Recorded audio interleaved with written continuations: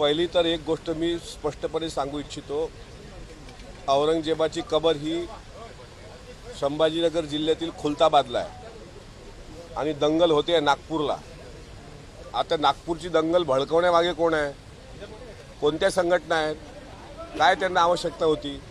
रमजानचा महिना सुरू असताना सकाळी 4 वाजतापासून गरीब समाजाची लोक, मुस्लिम समाजाची लोक त्यांच्या उपवासामध्ये संध्याकाळी 6 वाजेपर्यंत असतात। अशा वेळी अशा काही दंगली भडकवणे आणि जाणीवपूर्वक महाराष्ट्राचं वातावरण खराब करणे हे प्रकार महाराष्ट्राला शोभणारे नाहीत। आणि आंदोलन करणाऱ्यांनी कबरीऐवजी शेतकऱ्याच्या मुद्द्यावर जर आंदोलन केलं असतं तर त्यांचं स्वागत केलं असतं।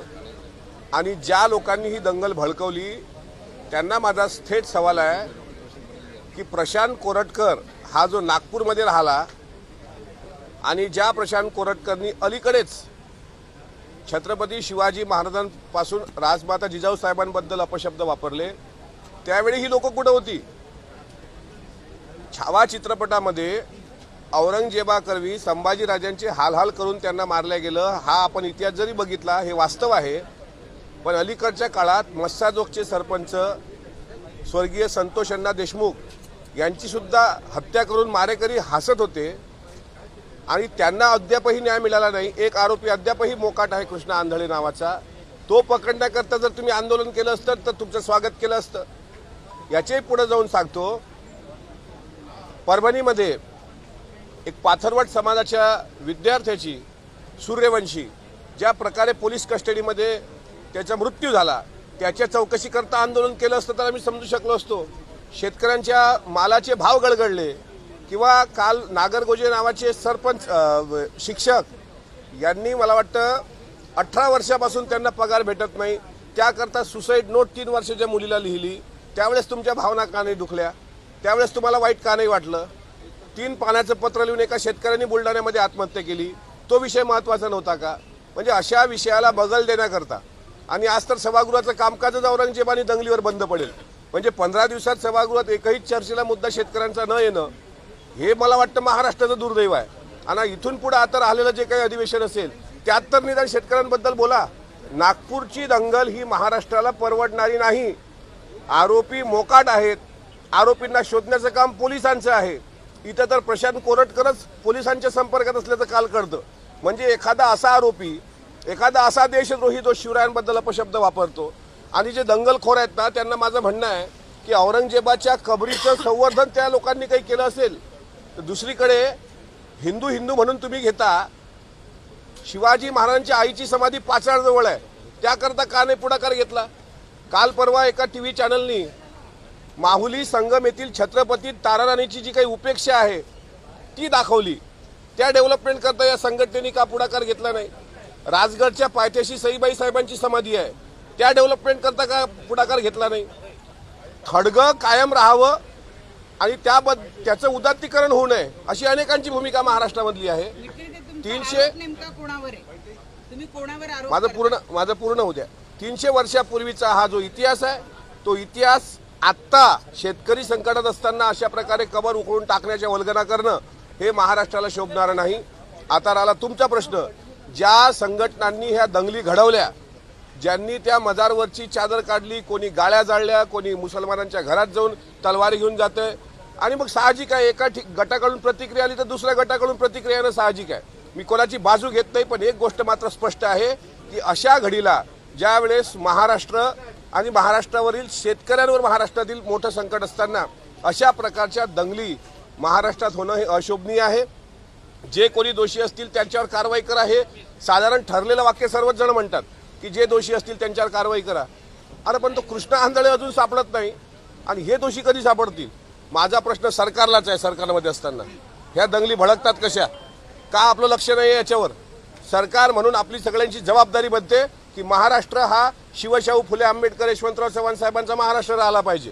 आणि जर अशा प्रकारच्या दंगली भडकत असतील तर ज्या कोणत्या संघटना असतील, जे कोणी भडकत असेल त्यांच्या तात्काळ बंदी आणा, त्यांच्या तात्काळ कारवाई करा अशी मागणी माझी सरकारला आहे। विरोधकांचं म्हणणं आहे की जाणीवपूर्वक ह्या सगळ्या म्हणजे बीडमधल्या हत्याकांड असो किंवा राज्यातली बाकीची शेतकऱ्यांची परिस्थिती असो या मुद्द्यांकडून लक्ष डायव्हर्ट करण्यासाठी म्हणून असल्या पद्धतीच्या दंगली हे सरकार घडवतं। विरोधकांचा निशाणा सरकारवर असणं ही विरोधी पक्षाची भूमिका त्यांना लखलाप.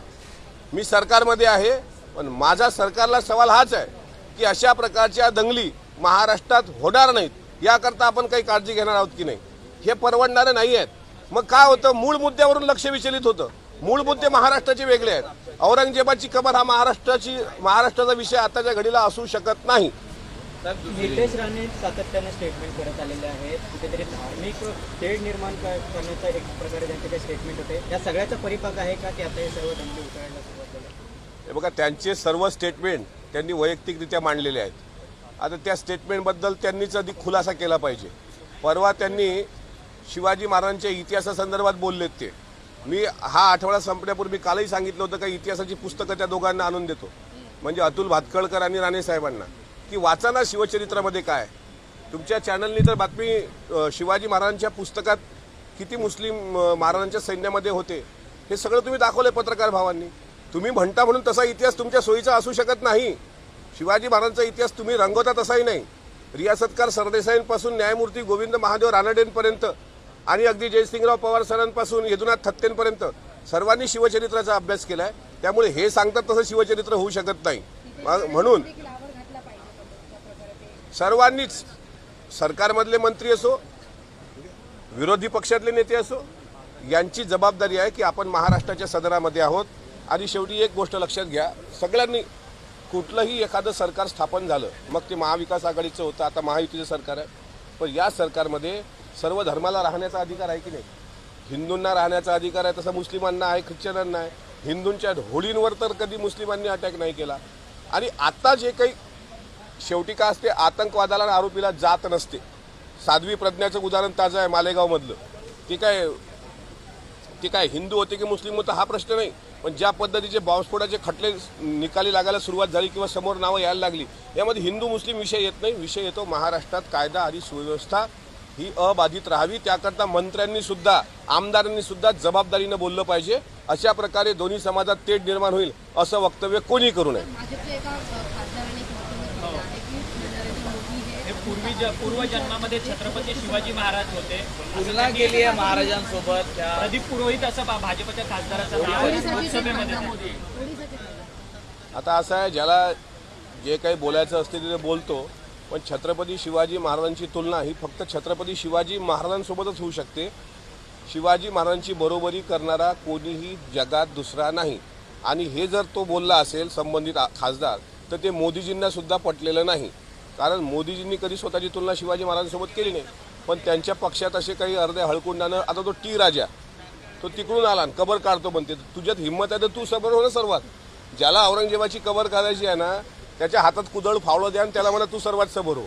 कशाला तू सर्वसामान्य हिंदू मुसलमानांच्या पोराला नादाला लावतोय, आमच्या महाराष्ट्रातलं वातावरण कशाला खराब करतोय. त्यामुळे अशा प्रकारची लोक फक्त आणि फक्त काहीतरी लक्ष विचलित करण्याकरता हे करतात.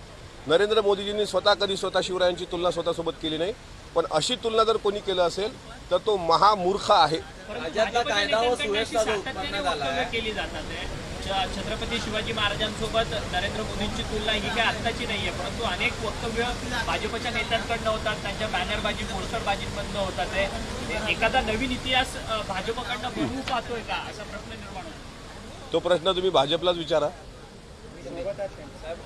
सोबत आहात त्यांच्या आता. सोबत असलं म्हणजे त्यांच्या प्रश्नाचं उत्तर मी दिलंच पाहिजे असं नाही ना. उद्या भाजप माझा मित्र पक्ष आहे, त्यांनी एखादं वक्तव्य केलं तर मी फक्त माझं मत मांडू शकतो. राज्यात कायदा व सुव्यवस्थेचा प्रश्न उद्भवलेला आहे, त्याला सर्वस्वी जबाबदार हे सरकार आहे आणि हे सरकार हे संपूर्ण हाताळण्यात अपयशी ठरलेलं आहे. मस्साजोगचं प्रकरण असेल, मी बोललो, मी स्वतः बोललो. तुमचं मत काय आहे? गृह खातं अपयशी ठरलंय या सगळ्या गोष्टी? मी कुठल्या खात्याचं अपयश आहे असं मी म्हणणार नाही.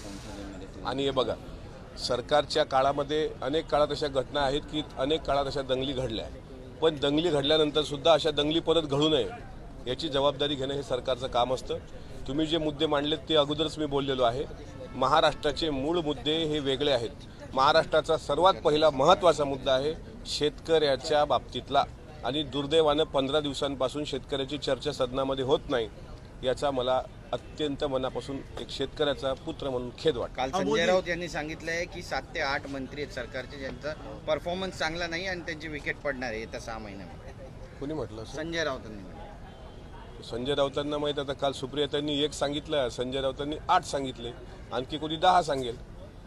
ठीक है, आता काय बोलणार. मुझे सवाल में जो हिंसा हुई है उसको लेकर हाँ?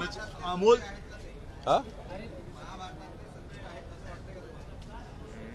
महाभारतातले संजय बुद्धिमान होते. एबीपी माझा, उघडा डोळे बघा नीट.